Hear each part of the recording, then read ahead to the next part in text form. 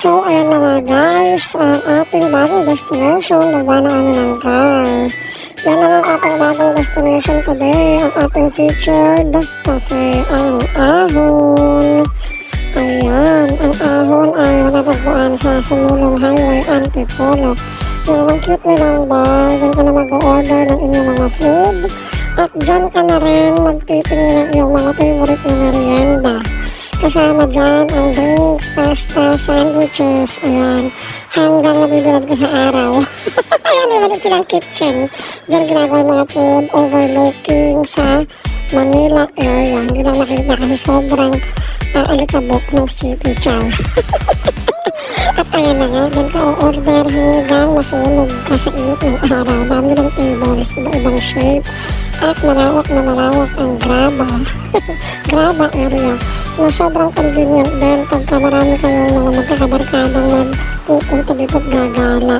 So ayan na nga, pupunta tayo sa ating destination kasi nandun ang aking mga friends na squids sa loob ng may bubong. Ayan na naman. So una kong namatay. Ayan na nga, may smoking area.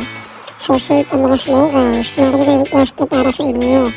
At ayan na nga, yung may bubong na area para pag umuulan, pwede ka pa rin mag-enjoy ng coffee and merienda.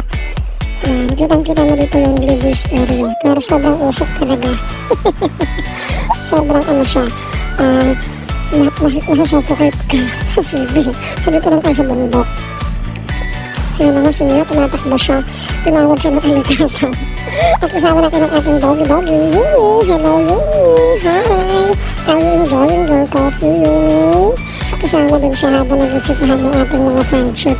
So ayan, meron din dito mga kawayaman sa likod ng aming kinakainan. Ano nga po, nasabit na ako. So iikot lang ulit ako to show you naman ang other side ng ating Ahon kape. Yan si Mia. Tapos yung gumawa ng kababalaghan. Ang sarap ng kape. Ang bilis din magawa. So ayan, meron tayong Ahon alarm. Pag nag-alarm yan, pwede nang kunin ang food. Itong aking matchy-matchy na shoes, yellow and green. Yan. Featuring Mang Inasal. Galing akong fun run. Yan ang aking peg for today.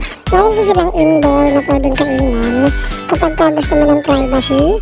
So ayan, sa likod ng mga halahan naman, meron ding indoor.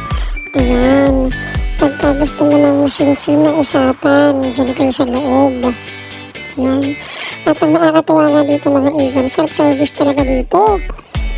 Bahala kang kumuha pagkain mo kung nag-ahon alarm.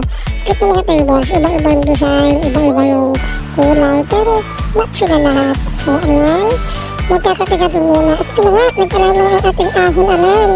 Pupunta na ako sa ating kuhaan ng ligo-ligo din. Hingal ako dyan. Punta ako ng pick up food here. Yan, sabi, punta ako din sa may kitchen. At yan ito aming order. Yan, chunky tuna and chicken with potato at ang ating carbonara. Siyempre, kuha ko sa ilig ng kutsara kasi wala magsisilbi sa akin dito. Yan.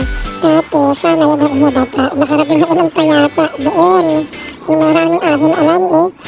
Yan, maglalakad na ako ngayon. Papunta naman ng aming table. At ayan na nga, ang lawak ng desyertong aking pinaglalakaran para makarating ako doon sa aming upuan. Ayan, so yan na, enjoy. Kakain ako ng aming order. At dahil dyan, sa ating bihiyatuan ko, wala pala siyang order. No, mga ihigan. Sabi niya wala daw akong order. Parang totoo siya pala yung walang order.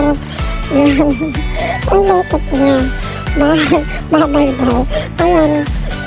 Sobrang gala ko kasi ako yung may order sa akin niya yung walang order pala. Tapos, nakashare na lang siya ng pagkain sa amin. Sino enjoy pagkain. Nabubuluhan pa yan. So, ayan. Dahil wala siyang order dyan sa tissue kumakain. Sa tissue siya kumakain kasi wala siyang order. So, ayan. Enjoy muna. Kwentuhan, tapos nag-share kami ng aming mga knowledge. Knowledge! Sa mga previous experiences.